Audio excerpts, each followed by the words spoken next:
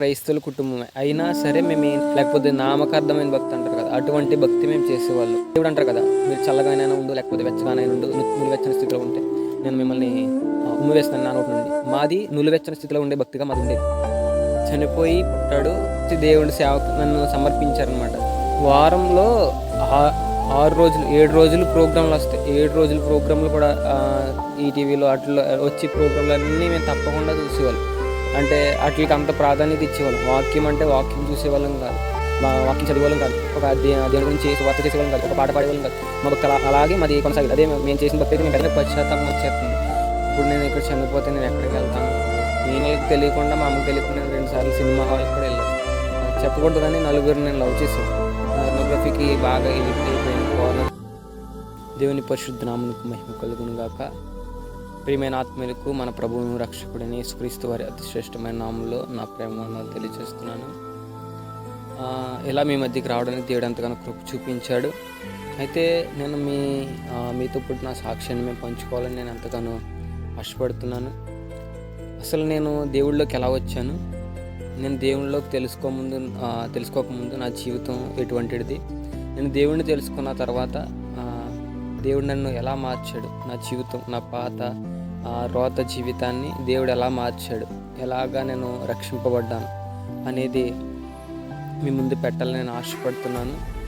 ప్రతి ఒక్కరు కూడా శ్రద్ధగా ఈ సాక్ష్యాన్ని విని మీరు కూడా దేవుని తెలుసుకోవాలని, రక్షించబడాలని నేను అంతగానో ఆశిస్తున్నాను. నా పేరు జస్టిన్. నాది నేను ముందు నుంచి కూడా క్రైస్తవుల కుటుంబమే. అయినా సరే మేము ఏంటంటే నామకార్థమైన భక్తి మేము చేసేవాళ్ళం. ఎలాగంటే చర్చికి వెళ్ళాం, అయినా మళ్ళీ మా జీవితం మాదే. వారంలో ఒకరోజు చర్చికి వెళ్తే అప్పుడు కొంచెం ఏదో భక్తిగా ఉన్నట్టుగా ఉండేవాళ్ళం. మిగతా 6 రోజులు కూడా మాకు ఇష్టానుసారమైన భక్తి, సినిమాలు చూసేవాళ్ళం, మాటలు మాట్లాడేవాళ్ళం. ఎలాగంటే మా భక్తిలో అదేంటంటే భక్తి శక్తి లేనిది అంటారు కదా, లేకపోతే నామకార్థమైన భక్తి అంటారు కదా, అటువంటి భక్తి మేము చేసేవాళ్ళం. అలాగే మా జీవితం కొనసాగుతుంది. దేవుడు అంటారు కదా, మీరు చల్లగానైనా ఉండు, లేకపోతే వెచ్చగానైనా ఉండు, నులివెచ్చని స్థితిలో ఉంటే నేను మిమ్మల్ని ఉమ్మివేస్తాను నా నోటి నుండి. మాది నులివెచ్చని స్థితిలో ఉండే భక్తిగా మాది ఉండేది. ఎలా అంటే లోకంలో ఉండేవాళ్ళం, అలాగే లోకంలో దేవుళ్ళు ఇలాగ మా జీవితం కొనసాగేది. ఉంటే మేము దేవుడి వైపు ఉండేవాళ్ళం కాదు, లేకపోతే లోకం వైపు ఉండేవాళ్ళం కాదు. మేము దేవుళ్ళలోనూ ఉండేవాళ్ళం, అలాగే లోకంలోనూ. అంటే ప్రార్థన చేసేవాళ్ళం, చూడకూడని చూసేవాళ్ళం, చేయకూడని చేసేవాళ్ళం. అలాగే మా జీవితం కొనసాగేది. మొదటిగా నేను పుట్టింది గుజరాత్ రాష్ట్రంలో పుట్టాను. నేను పుట్టినప్పుడు నేను చనిపోయి పుట్టాడు, ఎందుకు ప్రయోజనం లేదు అని డాక్టర్లు డిక్లేర్ చేస్తారనమాట. డిక్లేర్ చేస్తే తాతయ్య ప్రార్థన చేసి చెప్పారనమాట, మీరు చేయాల్సిన ప్రయత్నాలు మీరు చేయండి, దేవుడు ఖచ్చితంగా స్వస్థపరుస్తాడు, దేవుడు ఖచ్చితంగా బ్రతికిస్తాడని తాతయ్య పాస్టర్ అనమాట, అక్కడ పాస్టర్గా చేశారు. ఇప్పుడైతే ప్రభునందు నిద్రించి ఉన్నారు. అయితే పాస్టర్ గారు అక్కడ అలా ప్రార్థన చేయడం, తాతయ్య ప్రార్థన చేసిన తర్వాత వాళ్ళ చేతుల్లో పెట్టి మళ్ళీ వాళ్ళు చేయాల్సిన వాళ్ళ చేశారు. తర్వాత నేను ఏడ్చాను అనమాట. అంటే పుట్టిన వెంటనే బిడ్డ ఏడవాలంట, ఏడిస్తేనే ఏడమంటే నేను అసలు ఏమీ ఉలుకోలేదు, పలుకోలేదు అంటారు కదా, అలాగ నాది ఉందన్నమాట. అయితే తర్వాత ప్రార్థన చేసి దేవుడి సేవకు నన్ను సమర్పించారనమాట.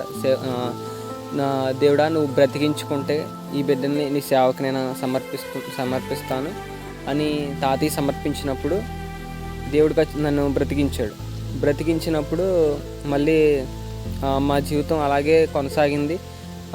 కొంతకాలానికి మళ్ళీ మా మమ్మీ డాడీ మళ్ళీ ఇక్కడికి వచ్చేసారు. ఎక్కడికి? ఆంధ్ర వచ్చేసారు. ఆంధ్ర వచ్చేసి మళ్ళీ ఇక్కడ వ్యవసాయం చేసుకుంటా, అలాగే కూలి పనులు చేసుకుంటా ఉన్నారు. అయితే ఇక్కడ ఎలా ఉన్నా సరే భక్తి మాత్రం అలాగే ఉంది. అంటే నామకార్థమైన భక్తే. ప్రార్థన చేసినా, ఏం చేసినా కొంతసేపు తర్వాత మళ్ళీ మా జీవితాలు సినిమాలు చూసేవాళ్ళం, చూడకూడనివి, జబర్దస్తులు ఇవన్నీ మేము చూడకూడని చూసేవాళ్ళం. వారంలో 6 రోజులు 7 రోజులు ప్రోగ్రాంలు వస్తాయి. 7 రోజుల ప్రోగ్రాంలు కూడా ఈటీవీలో అట్లా వచ్చి ప్రోగ్రాంలు అన్నీ మేము తప్పకుండా చూసేవాళ్ళం. అంటే వాటికి అంత ప్రాధాన్యత ఇచ్చేవాళ్ళం. వాక్యం అంటే వాక్యం చూసేవాళ్ళం కాదు, వాక్యం చదివేవాళ్ళం కాదు, ఒక దేవుడి గురించి సువార్త చేసేవాళ్ళం కాదు, ఒక పాట పాడేవాళ్ళం కాదు. మా భక్తి అలాగే మాది కొనసాగేది. అదే మేము చేసిన భక్తి అయితే మేము పెద్ద లేదు. కానీ దేవుడు నన్ను ఎందుకో దర్శించాడు ఒకానొక టైంలో. అంటే తాతయ్య గారు అప్పుడు చనిపోయారు అనమాట. అది 2022లో తాతయ్య గారు చనిపోయారు. చనిపోయిన తర్వాత అమ్మకి చనిపోయిన ఒక నెలకి అమ్మకు కూడా బాగాలేదు. ఒక నెలకు కాదు, చనిపోయిన తర్వాత ఒక 15 డేస్ అనుకోండి అమ్మకి బాగాలేదు. బాగోపోతాం ఆ టైంలో అలాగా తాతయ్య గారు చనిపోతాం. ఎందుకో మరి నాకు ఆ టైంలోనే ఒక లోతైన పశ్చాత్తాపం వచ్చేస్తుంది. నువ్వు ఈ లోకానుసారంగా జీవించావు, నువ్వు లోకానుసారంగానే నువ్వు మొత్తం చేసావు. ఇప్పుడు నువ్వు దేవుని సన్నిధికి నువ్వు అర్హుడువా, దేవుని సన్నిధికి నువ్వు వెళ్ళగలవా, దేవునిలో నువ్వు ఉండగలవా, లేకపోతే నువ్వు చనిపోతే నువ్వు అసలు నీ పరిస్థితి ఏంటి అన్నట్టుగా నాకు ఒక లోతైన పశ్చాత్తాపం లోపల కలిగినప్పుడు నేను ఎంతగానో బాధపడ్డాను. ఏంటి నేను ఎలా ఉన్నాను, నా జీవితం ఎలాగుంది, ఇప్పుడు నేను ఇక్కడ చనిపోతే నేను ఎక్కడికి వెళ్తాను, ఏంటి నా పరిస్థితి ఏంటని నేను ఆలోచించి అప్పుడు నేను అప్పుడు విపరీతంగా సినిమాలు బాగా చూసేవాడిని. మా నాన్నలకు తెలియకుండా, మా అమ్మకి తెలియకుండా 2 సార్లు సినిమా హాల్కి కూడా వెళ్ళాను. ఏంటంటే నేను ఇంటర్లో చదివినప్పుడు నా జీవితం ఎలాంటిదంటే పాప జీవితం అనమాట. నేను చెప్పకూడదు కానీ నలుగురు నేను లవ్ చేశాను. నలుగురు లవ్ చేస్తే ఒక్కరికి కూడా నేను ప్రపోజ్ చేయలేదు. కానీ ఒక అమ్మాయికి బీటెక్లో ఒక అమ్మాయికి ప్రపోజ్ చేశాను. ఈ నా అచీవ్మెంట్స్గా నేను చెప్పలేదు. నా పాత జీవితం ఎలా ఉంది, నేను ప్రభువుని నమ్ముకోకముందు నా జీవితం ఎలాగుంది ప్రతి ఒక్కరికి తెలియాలి. తెలుసుకుని వారు కూడా వారి యొక్క పాత జీవితాన్ని, వారి రోత జీవితాన్ని మార్చుకుంటారని నేను మీ ముందు పెట్టడం జరుగుతుంది. అయితే నేను ఎలా చేస్తూ ఉండేవాడిని, చూడకూడని వీడియోలు చూసేవాడిని. పోర్నోగ్రఫీకి బాగా ఎడిక్ట్ అయిపోయాను. పోర్నోగ్రఫీ బాగా చూసేవాడిని. అలాగే మళ్ళీ టీచర్స్ మీద సెటైర్లు వేసేవాడిని. మళ్ళీ చూడకూడనివి ఎన్నో వీడియోలు చూసేవాడిని. మళ్ళీ అమ్మాయిల్ని ఏదో విధంగా చూడడం, అలాగా నా జీవితం కొనసాగుతూ ఉన్నది. అలాగే మాకు 6th క్లాస్లో మా 6th నుంచి 10th దాకా నేను హాస్టల్లో చదివాను అనమాట. హాస్టల్లో చదివితే అక్కడ ఒక అన్నీ ప్రార్థన పెట్టడానికి వచ్చేవారు అనమాట. షాሎም గారని పెనుగొండ. ఆయన్ని కూడా అన్నిల నుంచి రక్షించబడ్డ వ్యక్తి. ఆయన్ని వల్లనే మేము ఈ రోజులు ఇలా ఉన్నాం. ఆయన్ని చేసిన ప్రార్థనలు, ఆయన్ని చేసిన మా మీద పెట్టిన ఎఫెక్ట్స్ మమ్మల్ని ఇలా ఉంచినాయి. అయితే ఆయన్ని ప్రార్థన చేయడానికి వచ్చినప్పుడు మేము ఎంతగానో అలరి చేసేవాళ్ళం. ఏంటంటే ఆయన్ని ప్రార్థన చేయడం, మాది పెంకుటిల్లు అనమాట. అయితే రూఫ్ పైన ఎక్కడానికి ఉంటే మేము పైకి ఎక్కేసి అన్నీ ప్రార్థన చేస్తుంటే మేము కేకలేసేసి కోతలేసేసి అన్నిని ఎలాగలోని చెడగొట్టాలి అనే విధంగా మేము చేసేవాళ్ళం అనమాట. బాగా అలరి చేసేవాడిని నేను. ఎవరన్నా ఏదన్నంటే దానికి మళ్ళీ కౌంటర్ ఏదో ఒకటి చెప్పేవాడిని, ఏదో ఒకటి అనేవాడిని వాళ్ళతో, వాళ్ళని ఏదో ఒకటి అనాలి, ఏదో ఒక విధంగా కించపరచాలనే భావన నాలో ఉండేది. నేనే గొప్పగా ఉండాలి, నేనే ఎక్కువలో ఉండాలని నేను ఎప్పుడూ అనుకునేవాడిని. అయితే ఇలాగా చేయకూడదని చాలా చేశాను. ఈ లోకం అనే పాపంలో కూడా మునిగిపోయాను. స్నేహితులతో డబుల్ మీనింగ్ మాటలు, బూతులు మాట్లాడేవాడిని. ఇవన్నీ కూడా నేను చేశాను. ప్రభువు నన్ను, నా యొక్క జీవితాన్ని చూశాడు. ఆయన సంకల్పం నా పట్ల ఉంది, ఆయన ప్రణాళిక నా పట్ల ఉంది. అయితే నేను నెరవేర్చవలసింది చాలా ఉంది. దేవుడు ఇటువంటి పాపని కూడా మార్చగలరని నేను ఎప్పుడు అనుకోలేదు. నా పాపాలు నేను జ్ఞాపకం చేసుకుంటూ, ఇప్పుడు నాకు పాపాలు నేను జ్ఞాపకం చేసుకుంటే అవి నేను వాటితో ఉంటే దేవుని సన్నిధికి వెళ్తానికి అర్హునే కాదు. అంత ఘోరమైన పాపాలు మునిగిపోయిన దేవుడు నన్ను ఖచ్చితంగా ఇలా మారుస్తాడని నేను ఎప్పుడు అనుకోలేదు. నాకు అసలు ప్రార్థన చేయడమే రాదండి. నాకు ఎప్పుడు నేను ప్రార్థన సరిగ్గా చేసింది లేదు, ఒక పాట సరిగ్గా పాడింది లేదు. పాట పాడాలంటే నాకు చాలా భయం. ఒక పాట పాడింది లేదు, వాక్యం చదివింది లేదు. ఏంటంటే అలాగే మా జీవితం కొనసాగుతూ ఉండేది. ఆ టైంలో తాతయ్య గారు చనిపోయిన ఆ టైంలో దేవుడు నన్ను దర్శించడం అంటే నాకు లోపల లోతైన ఒక పశ్చాత్తాపం. దేవుడు దర్శించడం అంటే నాకు కూడా తెలీదు, ఒక లోతైన పశ్చాత్తాపం లోపల రావడం జరిగింది. అప్పుడు నా జీవితాన్ని నేను ప్రభువుకి అంకితం చేశాను. అప్పుడు అనుకున్నాను అనమాట, బాప్తీసం తీసుకోవాలి అని అనుకున్నాను. బాప్తీసం తీసుకోవాలనుకుని నేను చాలా ఆలోచించి దేవుడిని ఎలాగైనా సరే నా సొంత రక్షకుడిగా నేను అంగీకరించాలి, ఆయనే కదా నా జీవితాన్ని మార్చాడు అని నేను అనుకుని షాలోమని దగ్గరికి వెళ్ళాను. అంటే ఇందా చెప్పాను కదా పాస్టర్ గారని, ఆయమ్మ మాకు హాస్టల్లో ప్రేయర్ పెట్టడానికి వచ్చే అన్నయ్య. పాస్టర్ గారి దగ్గరికి వెళ్ళి, అన్నయ్య ఇలాగా నేను బాప్తీసం తీసుకోవాలనుకుంటున్నాను, నేను ఏం చేయాలి, ఎలాగ నేను బాప్తీసం తీసుకోవాలి అని అడిగినప్పుడు అన్నీ బైబిల్లో ఉన్న అపోస్తలుల కార్యాలు 2వ అధ్యాయంతో చూపించి, ఈ లోకం నుంచి దుష్టమైన తరం నుంచి వేరుగా ఉండడానికి బాప్తీసం తీసుకోవాలి, ఎలాగైతే బాప్తీసం తీసుకోవాలో ఆ విధానం అంతా అన్నీ చెప్పినప్పుడు నేను పశ్చాత్తాపడ్డాను. అలాగే ప్రభువునందు నేను బాప్తీసం తీసుకున్నాను.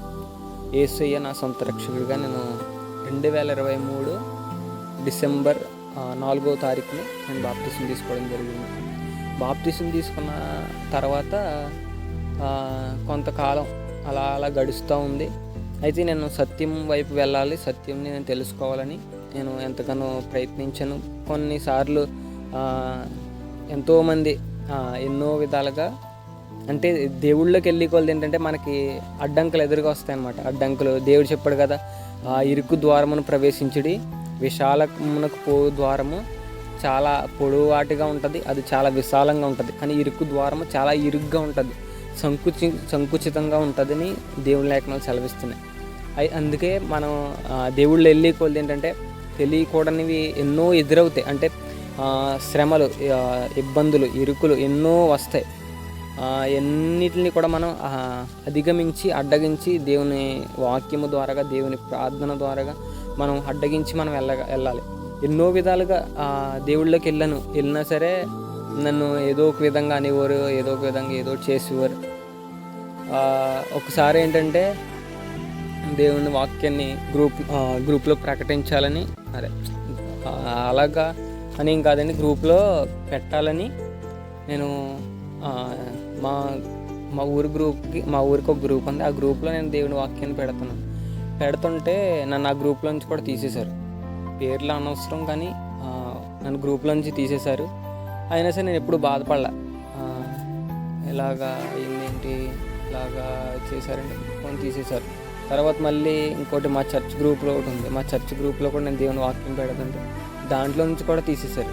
నాకు కొంచెం బాధ అనిపించింది అన్నమాట. అంటే ఊరి గ్రూప్లో నుంచి అయితే కనుక ఇది లోకానుసారమైంది, వాళ్ళు దేవుని వాక్యాన్ని వినొచ్చు వినకపోవచ్చు, వాళ్ళు తీసేశారంటే ఏదో అనుకోవచ్చు. కానీ చర్చ్ గ్రూప్లో నుంచి కూడా తీసేయడం నాకు కొంచెం బాధ అనిపించింది. అప్పుడు నాకు ఎందుకో దేవుడు భారం ఇచ్చాడు, నువ్వే గ్రూప్ క్రియేట్ చేయి అన్నట్టుగా నాకు అనిపించి, నేనే ఎందుకు గ్రూప్ క్రియేట్ చేయకూడదని నాకు తెలిసిన స్నేహితులు వాళ్ళందరితో నేను ఒక గ్రూప్ క్రియేట్ చేశాను. గ్రూప్ క్రియేట్ ఇప్పుడుకి 103 మంది దేవుడు ఆ గ్రూప్లో ఉండడానికి కృప చూపించారు. దేవునికి స్తోత్రం. దేవుడు మన పట్ల సంకల్పం, మన పట్ల ప్రణాళిక కలిగి ఉన్నాడు కాబట్టి కొన్ని మనకి అడ్డంకులు వస్తాయి. అడ్డంకులు వచ్చినా సరే మనం వాటిని ఏం చేయాలంటే ధైర్యంగా ఎదుర్కోవాలి, విశ్వాసంతో మనం ఎదుర్కొన్నప్పుడే ఖచ్చితంగా దేవుడు అంతులేని విజయాలు మనకి ఇస్తాడు. అలాగా నా జీవితం కొనసాగుతున్నా సరే ఎన్నో ఇరుకులు వచ్చినాయి, ఎన్నో ఇబ్బందులు వచ్చినాయి. మొన్న నా బీటెక్ ఫైనల్ ఇయర్లో నేను 2 సబ్జెక్టులు ఫెయిల్ అయిపోయాను. చాలా బాధపడ్డాను, చాలా ఏడ్చాను. నాకు తెలియని దుఃఖం ఏంటంటే ఎంత బాగా రాసాను అయినా అవ్వలేదు, నాకన్నా బాగా రాయలేను ఏంటంటే ఒక గిల్టీ ఫీలింగ్ అనమాట. అవ్వలేదు అన్నట్టుగా అలాగే నేను బాధపడతానే ఉన్నాను. సరే దేవుడు నాకు వాక్యం ద్వారా మాట్లాడాడు అనమాట. మేలు కలుగుటకై సమస్తమును సమకూడి జరుగుతున్నదని రోమపత్రికలో ఉంటుంది కదండి. అప్పుడు నాకు అనిపించింది అనమాట, యోబుకి శ్రమలు రాలేదు, మనకి శ్రమలు వస్తే మనం ఎందుకు కృంగిపోవడం. నాకైతే 2 సబ్జెక్టులే పోయినాయి, యోబుకైతే కనుక మొత్తం ఉన్న ఆస్తి అంతా పోయింది. యోబు ఎక్కడన్నా దేవుని దూషించాడా అంటే నేను దేవుని దూషించలేదు, కానీ నాకు ఒక అవిశ్వాసమైన మాటలు లోపల వస్తున్నాయి. దేవుణ్ణి నమ్ముకున్నా కానీ ఏమీ లేదు. కానీ ముందు దేవుణ్ణి నమ్ముకున్న తర్వాత 2 సార్లు కూడా నాకు గ్రేడ్ అనేది మంచిగా రావడం జరిగింది. నా నా మా ఫ్రెండ్స్ కన్నా నాది కొంచెం బెటర్గా వచ్చింది. నాతో కూర్చునే వాళ్ళతో కన్నా నాది అప్పుడు దాకా 7.3 అలాగ ఉండేది. కానీ ఒకసారి నాది 8.8కి వెళ్ళిపోయింది.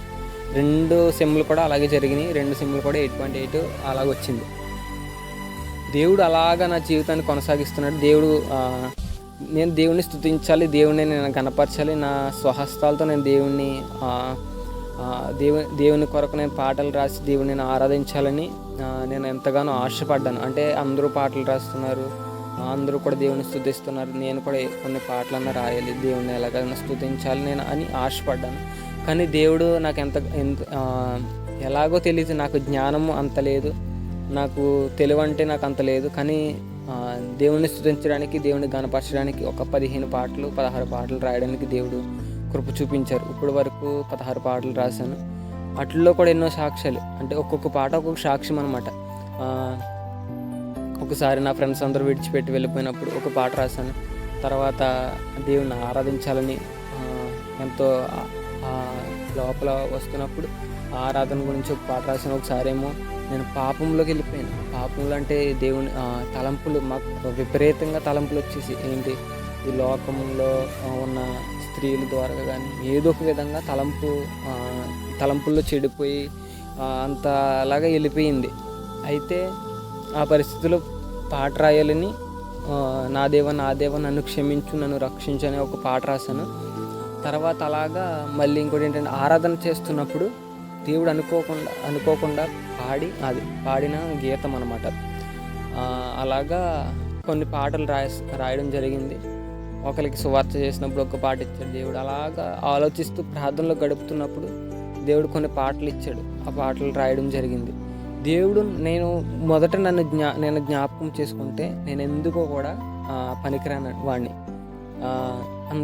అందరి చేత మా ఫ్రెండ్స్ అందరూ కూడా నన్ను ఏదో ఒకటి అనేవారు. అంటే నన్ను ఏలకోలం పట్టించేవారు. అంటే నేను లెక్చరర్ల మీద డైలాగులు వేసేసి నేను వారందరినీ కూడా నవ్వించేవాడిని. అంటే నేను ఒక జోకర్ కింద వాళ్ళకి కనబడేవాడిని. ఏదో ఒకటి నన్ను అనేవారు, ఏదో ఒక విధంగా నన్ను నా యొక్క జీవితం అలాగే ఉండేది. అయితే దేవుడు నన్ను అక్కడ పట్టుకొని నా జీవితాన్ని ఎంత ఆశీర్వాదకరంగా 10 మందికి ప్రార్థన చేసే విధంగా, కొంతమందిని హెచ్చరించే విధంగా దేవుడు నన్ను ఇలా ఉంచాడు. ఇంకా నేను దేవునిలో ఎదగాలి, నా కొరకు మీరందరూ కూడా ప్రార్థన చేయాలని మిమ్మల్ని అందరూ కోరుకుంటున్నాను. ఇంకా నేను మంచి సాక్ష్యం కలిగి నేను జీవించాలి. ఒక సాక్షిగా, దేవుని కొరకు ఒక సాక్షిగా నేను జీవించాలి.